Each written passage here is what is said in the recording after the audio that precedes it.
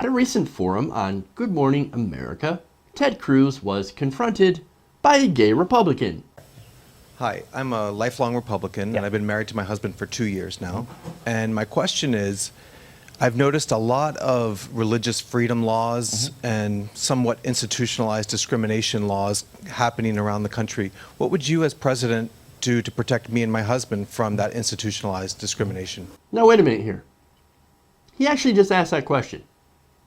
This guy asked that question of Ted Cruz. This is like a chicken asking KFC, how are you going to protect me from becoming tomorrow's dinner? Seriously.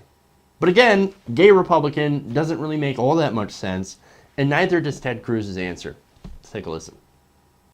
Well, listen, when it comes to religious liberty is something that protects every one of us. It is the very First Amendment, the very first phrase protected in the First Amendment of the Bill of Rights. And religious liberty, it applies to Christians, it applies to Jews, it applies to Muslims, it applies to atheists.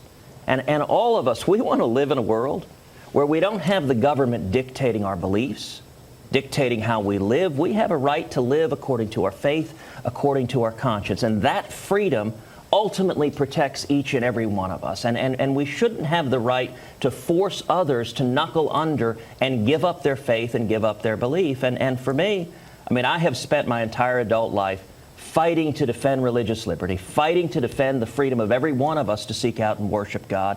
And I think keeping government out of the way of your lives protects the freedom of every one of us. Wait a minute. Did he actually just admit that Muslims have religious liberty? Progress? Anyway, what his argument boils down to essentially is that big government is bad. Wait, that doesn't answer the question. And it's wrong. First of all, it's not even big government that's trying to tell you what to do. All it's saying is that, hey, if you're somebody who owns a business or just somebody out there, you cannot discriminate against people of same sex. You can't do that. You can't discriminate against the community. If they want to get married, that's none of your fucking business. And if you're a clerk, do your fucking job, sign the paper, and that's it. What Cruz is for, and what he believes, is that the Bible should run everyone's lives. Ted Cruz believes that he is chosen by God. He even sent a flyer in Yiddish to New York Jews saying that he was the chosen one. Literally, saying he was the chosen one. He's absolutely insane. This guy, this Ted Cruz, is a fundamentalist, where he wants a fundamentalist government where Christians have all the rights and gay people do not. Now, Robin Roberts is going to follow up. Now, Robin Roberts is gay. She came out as gay 2 years ago, and she decided to push back against this. Let's take a look at that clip. But when you talk about freedom, and what he's referred to with his husband, a lot of people would say, doesn't everybody have the freedom to be treated equally? Don't we all have the freedom to be equal? Of course we do.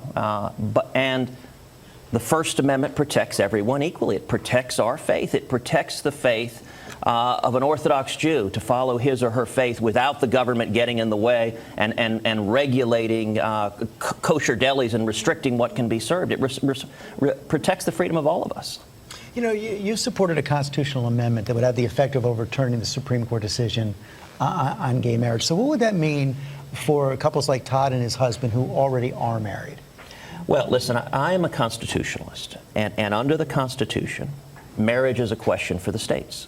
That has been the case from the very beginning of this country, that it's been up to the states. And so if someone wants to change the marriage laws, I don't think it should be 5 unelected lawyers down in Washington dictating that. And even if you happen to agree with that particular decision, why would you want to hand over every important public policy issue to 5 unelected lawyers who aren't accountable to you, who don't work for you? Instead, if you want to change the marriage laws, convince your fellow citizens to change the laws. And by the way, it may end up that we've got 50 states, that the laws in one state may be different than another state, and we would expect that. We would expect the people of New York to adopt different laws, perhaps, than the people of California or Texas or Florida. And that's the great thing about a big, diverse country, is that we can have different laws that respect different.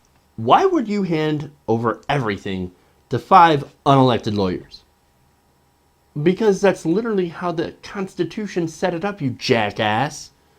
What it's called is that it's called separation of powers. The Supreme Court does not create law. All it does is that it interprets law. In the case of same-sex marriage, it ruled that laws banning same-sex marriage in the states violated the 14th Amendment, which is equal protection clause under the law.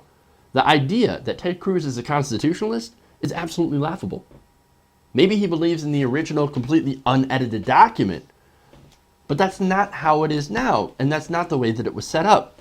The founders actually set up a process to amend the Constitution, and they made it really, really difficult to do so for a reason, so that stupid shit doesn't make it onto it.